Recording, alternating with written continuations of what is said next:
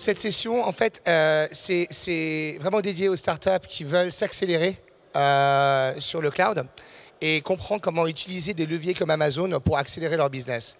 Parce que Amazon et AWS, notamment, ce n'est pas que de la techno, ce n'est pas que de l'infrastructure cloud, c'est des millions de clients à travers le monde, c'est des dizaines de milliers de clients en France, et c'est ces clients-là qui peuvent devenir vos futurs clients aussi.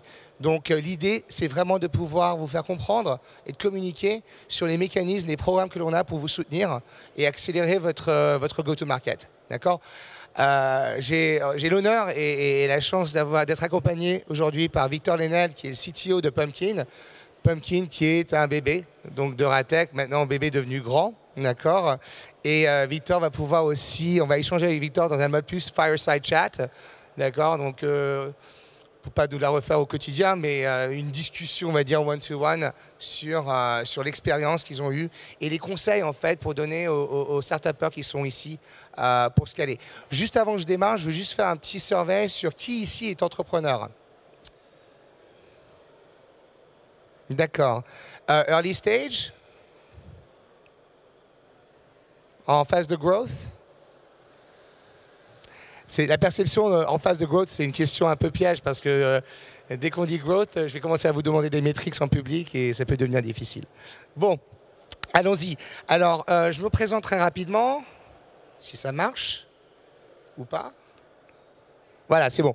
Alors, je me présente, Cheyenne Sagnal. Je suis responsable du développement des startups early stage, ce qu'on appelle pre-VC chez nous, en pré-série A, chez Amazon Web Services.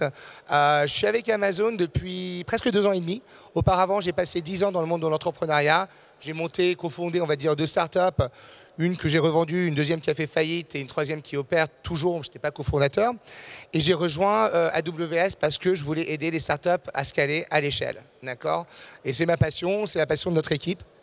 Et donc, juste rapidement pour parler d'Amazon et d'AWS, en fait, AWS, c'est la division cloud d'Amazon. D'accord ? C'est une division entièrement séparée et étanche. En fait, Amazon est un client comme un autre pour nous. Un gros client, mais bon, un client comme un autre. Et en fait, ce qui s'est passé, c'est que jusqu'en 2006, avant le lancement d'AWS, en fait, on avait acquis une expérience assez importante sur l'opération d'infrastructures à l'échelle, d'accord ? Notamment pour faire tourner un site comme Amazon.com globalement. Et en fait, en 2006, on a fait un pari qui était de fournir en fait toutes les briques qu'on avait fait pour développer notre application et de fournir aux autres et permettre aux autres entreprises, aux autres startups d'innover, d'accord ? De la même manière que nous, on continue à innover aujourd'hui.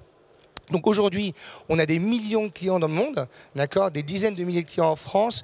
Là, vous avez un petit taste des logos qu'on a un peu en France, à Lille, vous voyez Pumpkin, mais aussi en France comme Content Square, Algolia, AB Testy, Datadome, et aussi des boîtes internationales comme Airbnb, Uber, etc. Slack, entre autres. D'accord ? Donc, on adore les startups à AWS, c'est le cœur de notre business, c'est ce qui nous a permis de démarrer au début et on continue à vous soutenir tout au long. Comme je vous l'ai dit, je fais partie d'une équipe de ex-founders, d'ex-opérateurs de startups ou d'ex-investisseurs et des mentors startups globalement. Donc, on est dans une équipe globale qui ont vraiment, on va dire, les cicatrices sur le dos, d'accord, qui ont souffert les boires et déboires d'une startup, mais aussi toutes les joies. Donc c'est un peu comme un roller coaster, hein. Il y a des jours qui sont géniaux et on est vraiment c'est génial, on va faire un deal. Et puis après, il y a des jours où le PO n'est pas sorti, où le client ne s'est pas converti, où on a eu un article de presse qui nous a un peu dégommé. Et après, c'est un peu la crise. Donc on comprend et on a une empathie envers ça. Et ça, c'est super important au jour le jour de ne pas oublier ça quand on traite avec des startups et qu'on fait du business avec des startups. D'accord ? C'est un pari à long terme, c'est pas du court terme. Ce qu'on ne fait pas, d'accord, chez AWS, c'est qu'on n'investit pas de cash. J'ai souvent des startups qui viennent vers moi, qui disent « j'ai une super idée pour le dernier kilomètre de livraison, un drone, machin, Nec Plus Ultra ». Ah non, c'est pas forcément ça ce qu'on fait, d'accord. On ne prend pas de position, on ne prend pas de position de capital. On travaille, par contre, indirectement à travers les fonds d'investissement avec qui on est partenaire et les accélérateurs et les incubateurs avec qui on est partenarisé, dont Euratechnologies, évidemment. D'accord ? On partage notre expérience, nos connaissances. On vous aide à naviguer la galaxie assez complexe que peut devenir Amazon, étant donné la taille de la boîte. D'accord. On essaie de vous ouvrir des portes en interne et en externe, de lever tous les bloqueurs et de leverager, c'est pas un mot français, je le sais, mais je vais le dire quand même, de leverager notre réseau global. D'accord. C'est un réseau qui est essentiellement à travers 150 pays dans le monde et c'est un réseau global.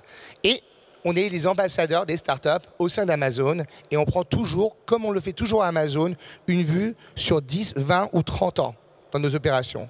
D'accord. Tout comme on le fait dans notre business, on a une vue sur 30 ans sur notre business.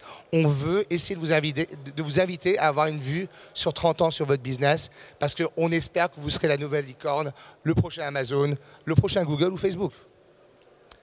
Donc, comment on le fait? Sur des mécanismes techniques ou commerciaux. D'accord. Sur la partie technologique, bien sûr, au tout début, on va essayer de vous mettre une architecture qui est pérenne, qui est scalable, qui est super performante et sécurisée.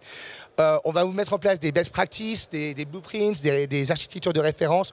On va vous présenter des startups qui sont similaires dans votre secteur, mais pas forcément concurrentes, pour vous aider à vous coacher. On va vous donner accès à des trucs sur notre roadmap qui va vous donner un différenciateur par rapport à votre concurrent qui n'est pas sur notre plateforme et vous aider à être sécurité et dans les normes, si vous êtes dans la fintech, vous êtes dans le traitement des données patients parce qu'on est HDS, etc. Sur le côté business, on a des mécanismes en place pour faire du co-marketing, financer vos POC avec vos clients. Souvent, moi je travaille avec une fintech qui avait un gros projet avec une des plus grosses banques françaises qui cramait un max sur AWS. Et en fait, on a financé 10% de son POC, de la valeur totale de son opportunité avec cette banque. D'accord. Ce qui a vraiment absorbé tous les frais, etc. d'accélération.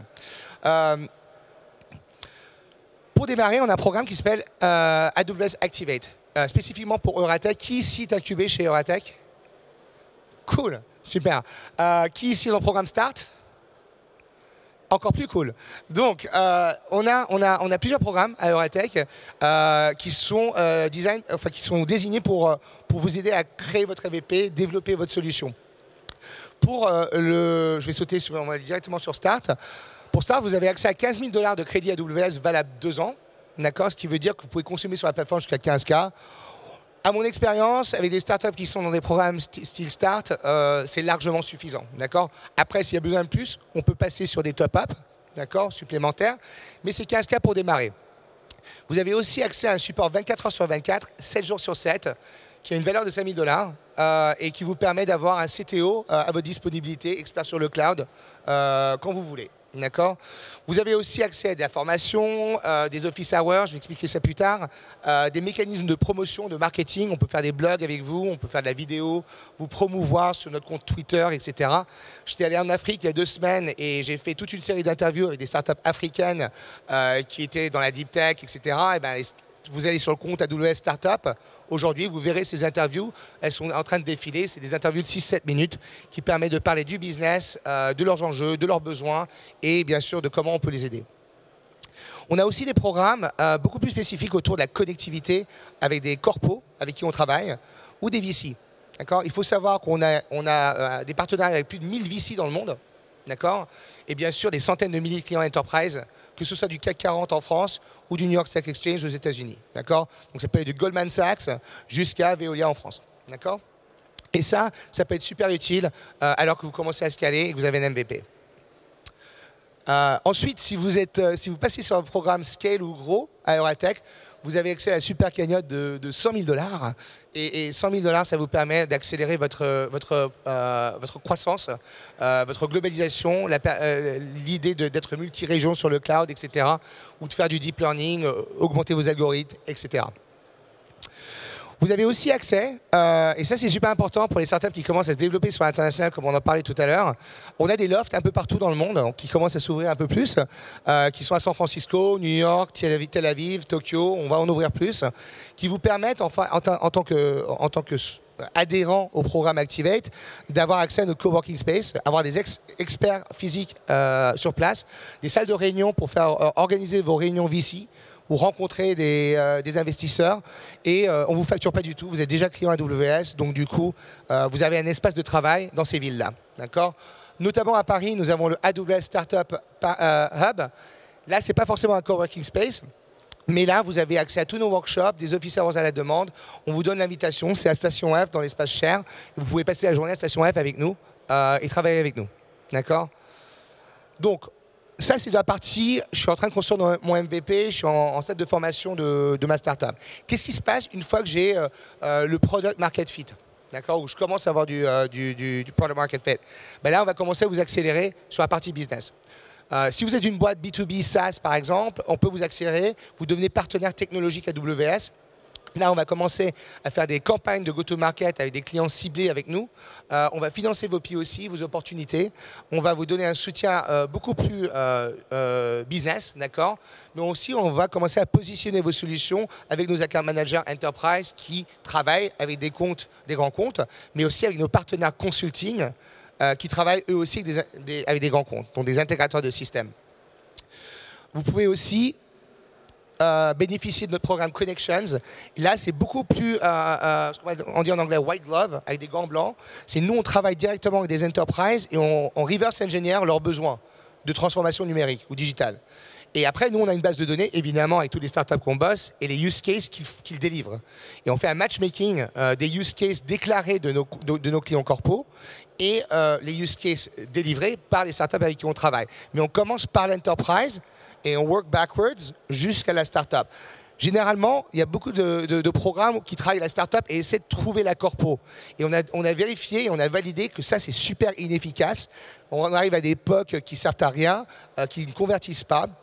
Et donc, travailler en fait en arrière du besoin client nous permet en fait d'augmenter les chances de conversion du POC et d'être beaucoup plus successful. Je ne sais pas comment on dit ça en français. D'accord?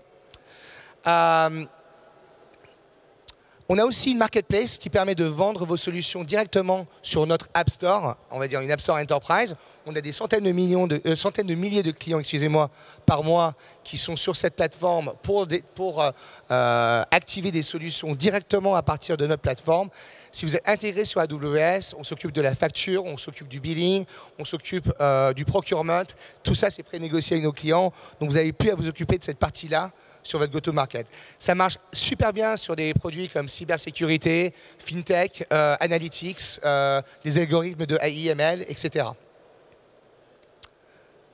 Et on arrive maintenant à la partie Fireside Chat, donc le témoignage client. Je vais inviter Victor à me rejoindre. Salut Victor, ça va? Ça va. Ouais, super. Est-ce qu'on peut avoir un deuxième... ouais. Merci Samir. Merci Samir. Voilà, donc excuse-moi, j'ai fait un peu speed, mais si vous avez des questions sur le programme Activate ou ce que je viens de dire, n'hésitez pas à nous voir sur le stand ou venez me voir après la session, je serai content de vous en dire plus. Alors, Victor. Salut Cheyenne. J'aimerais dire c'est un retour à Lille, mais tu habites à Lille, donc ce serait débile de le dire. C'est ça, mais un retour à Euratech. Voilà, un retour à Euratech. Donc, merci de venir on stage avec nous pour parler un peu de Pumpkin. Est-ce que tu peux nous parler un peu de Pumpkin, l'historique un peu de ce que vous faites et comment vous avez démarré l'aventure et de ton rôle, s'il te plaît? Ok, oui. Donc moi c'est Victor, donc je suis le cofondateur et donc le CTO de Pumpkin. L'histoire de Pumpkin, elle a commencé ici à Euratech. En fait, on a participé à un startup weekend avec mes associés.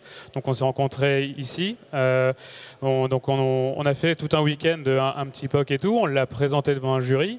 On était coup de cœur du jury d'ailleurs. Et ensuite, on s'est dit bon bah pourquoi pas rendre cette idée en quelque chose de concret. Et on a postulé dans l'incubateur d'Euratech, on a été accepté et donc voilà, l'aventure a commencé.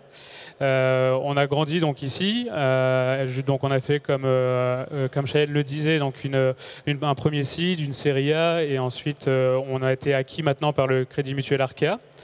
Donc voilà. Et ça c'est plutôt cool. Je vais t'attendre 2 secondes, mais ça c'est assez impressionnant. Tu es né en 2014 avec un seed l'année d'après et une série à l'année d'après et une acquisition. C'était vraiment comme une...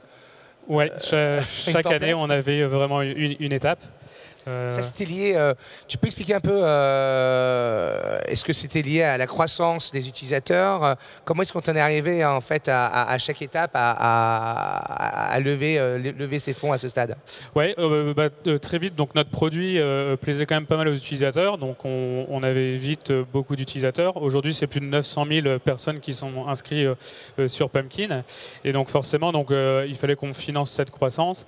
Il y a vraiment pareil une rétention qui est faite. En général, un utilisateur qui est actif, c'est au minimum 3 transactions par mois. Donc les chiffres étaient au rendez-vous, ce qui plaisait quand même aux investisseurs. Et quand est-ce que vous avez démarré en fait votre aventure sur le cloud d'AWS et quels ont été les enjeux, on va dire, techniques qui vous a motivé à passer sur ce type de plateforme? Alors dès le début, on a tout de suite été sur AWS pour notre production.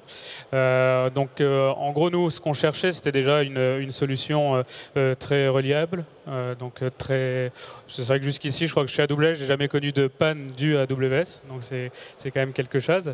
Ensuite, au début, j'étais le seul tech de l'équipe. Après, on a très vite eu 1 ou 2 devs, mais on n'a jamais eu de personne vraiment dédiée à l'Ops. Donc c'est toujours quelque chose qu'on fait un peu en side à côté de 2 lignes de code.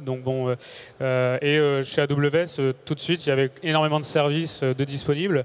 Nous, ça nous a tout de suite séduit et ça nous a fait gagner un temps considérable et avoir un go-to-market très rapide, même niveau technique. Ouais, et ce qui est intéressant, c'est que tu parles un peu de la partie technologique. Donc toi, tu as fait partie du programme AWS Activate dont je parlais tout à l'heure. Hein. En quoi ce programme a pu t'aider au démarrage, hormis les crédits évidemment, mais en quoi ça s'est traduit technologiquement pour toi et fonctionnellement pour toi? Alors déjà, un accompagnement dès le début. Comme tu le disais, il y a des personnes qui viennent ici, donc d'AWS, pour nous aider dans des choix technologiques. Et franchement, ça a été très bénéfique pour nous. Notamment, à un moment, on avait un système de queuing qu'on voulait mettre en place. Et on était sur Kafka et on voulait passer sur un service managé chez AWS. Et au début, nous, on avait vu Kinesis, mais ils nous ont dit, les gars, là, vous allez sortir l'usine à gaz, passer sur SNS et SQS. Et aujourd'hui, on a suivi leur choix, donc vraiment un accompagnement d'experts de A à Z. Donc voilà, ça c'était l'un des points.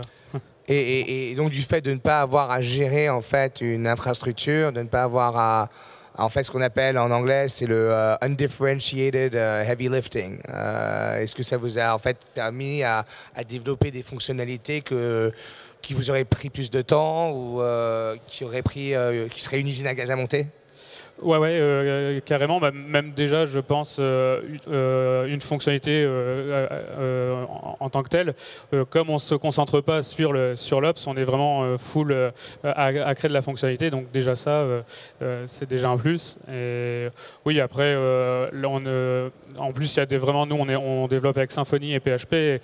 Et donc, AWS nous met à disposition des SDK qui s'intègrent vraiment très facilement. Donc, on n'a pas besoin de s'embêter à faire ce SDK, etc. Super. Alors, dans mon expérience en France, beaucoup de startups early stage que je rencontre, ils ont en fait une architecture qu'on va dire traditionnelle, qui est, on va dire, monolithique. D'accord? C'est-à-dire, bon, je sais pas si tout le monde comprend ce que ça veut dire monolithique, mais ça veut dire vraiment plus traditionnel, genre front-end, web app, base de données, et puis voilà, quoi. D'accord?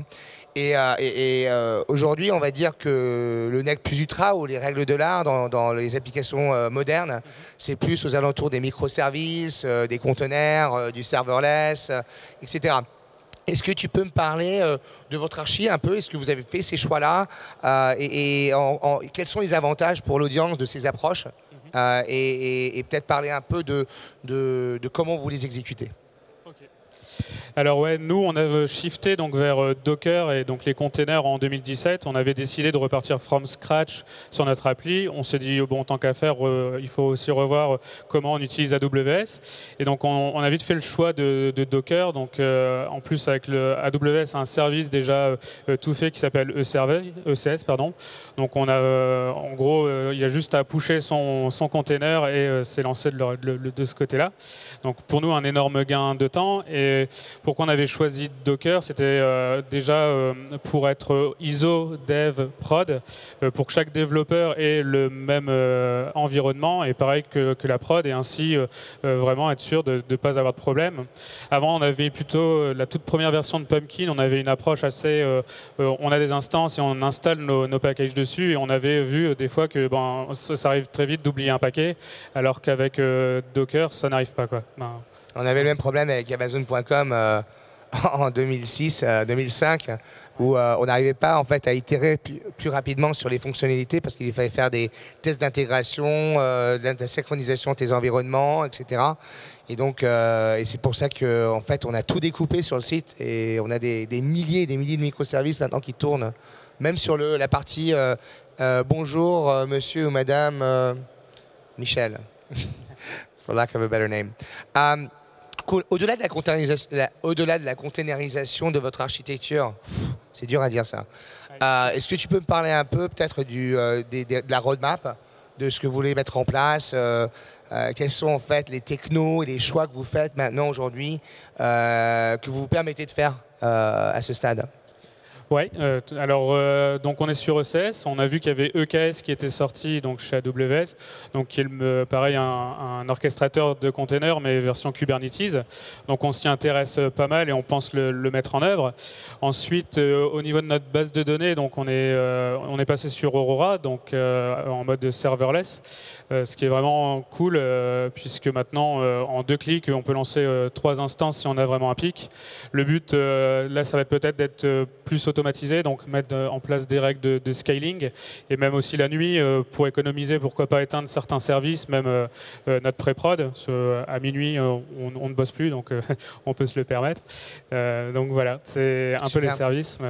Et donc, ouais, pour résumer là-dessus, toutes ces approches-là, containerisation, serverless, derrière, oui, c'est des services managés, mais l'avantage, c'est que quand votre architecture est éteinte et que vous n'avez pas de client, vous n'avez pas de demande, derrière, vous n'avez pas de coût non plus. Donc, en fait, vous pouvez créer des business models qui peuvent en fait être complètement drivés par la fonctionnalité utilisée sur votre site plutôt qu'une planification d'une utilisation potentielle. C'est vraiment l'avantage. Écoute, on est presque à la fin, donc je vais peut-être te demander de nous donner, donner à l'audience quelques conseils que tu pourrais donner aux startups dans l'audience, peut-être pour maximiser au mieux le levier que peut-être AWS ou Amazon, d'un point de vue techno ou business, hein, peut-être des parting thoughts, comme on dit. Ouais. Donc niveau tech, moi je dirais ne pas hésiter d'aller questionner vraiment tout le monde, donc d'aller toujours chercher du feedback et même des conseils. Vous pouvez l'avoir chez AWS, mais aussi chez beaucoup d'entrepreneurs. En général, c'est rare que des personnes vous disent ah non, j'ai pas le temps. Donc ça c'est un premier conseil. Ensuite, donc je trouve, j'aime bien, c'est la phrase d'AWS qui est Customer Obsession. Je trouve que de toute façon on crée un produit, c'est pour les utilisateurs. Donc vraiment, focussez-vous sur vos users. Donc voilà un peu les conseils que je pourrais donner. Un très bon conseil, et c'est vrai que pour clarifier là-dessus, 90% de la roadmap d'AWS ne provient pas d'AWS, mais provient des clients. Les 10% qui nous restent, en fait, c'est des inventions qu'on imagine pour vous. En fait, c'est vraiment qu'on appelle innovate on the behalf or invent on the behalf of your customers. Et ça, c'est un conseil que j'aimerais donner aussi pour vous, start-upers. C'est quand vous développez vos fonctionnalités, il y a un truc que Jeff Bezos il dit qui est assez intéressant. Je vais la faire en anglais, malheureusement, je ne connais pas la citation en français. C'est customers are almost always exquisitely and delightfully dissatisfied. They just don't know it yet. Et l'opportunité pour vous, c'est de vraiment trouver ce pain point et de lancer une solution pour eux. Voilà, merci beaucoup. Et j'espère vous voir à notre stand tout à l'heure. Merci, Chaya. Merci, Victor. S'il y a des gens qui ont des questions. Ah oui, donc apparemment, on prend des questions. Est-ce qu'il y en a parmi vous qui ont des questions pour Cheyenne ou pour Victor?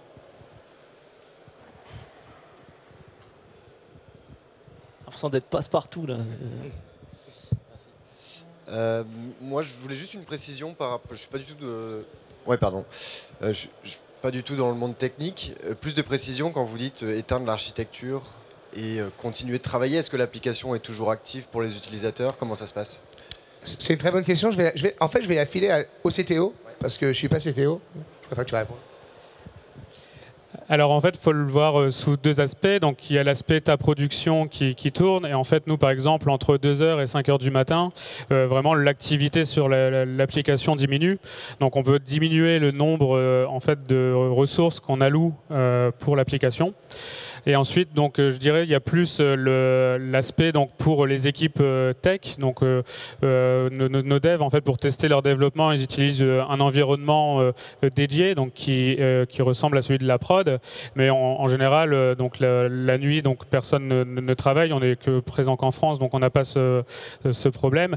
Et donc, du coup, on peut se permettre, par exemple, de 21h à 7h, 8h du matin, éteindre l'environnement de pré-prod. Et après, juste, tu peux avoir des architectures en fait où tu as des fonctions, d'accord, qui déclenchent des API, mais ces fonctions ne sont déclenchées que après une interface utilisateur, une action utilisateur ou un événement déclencheur, d'accord. Et là, en fait, vu que si tu utilises un mode serverless, donc un service comme AWS Lambda, d'accord, Amazon Lambda, en fait, ce qui va se passer, c'est que tu déclenches ton événement. Il y a un serveur qui s'allume derrière, mais tu ne le gères pas en fait. Il s'allume automatiquement et il exécute la fonction, il met à jour les bases de données ou autres qui doivent être mis à jour et s'éteint automatiquement. Ce qui veut dire que tu ne payes pas le serveur, tu payes l'exécution de la fonction, par exemple. Parfait. Est-ce qu'il y a d'autres questions? Merci. Donc on les applaudit bien fort. Merci.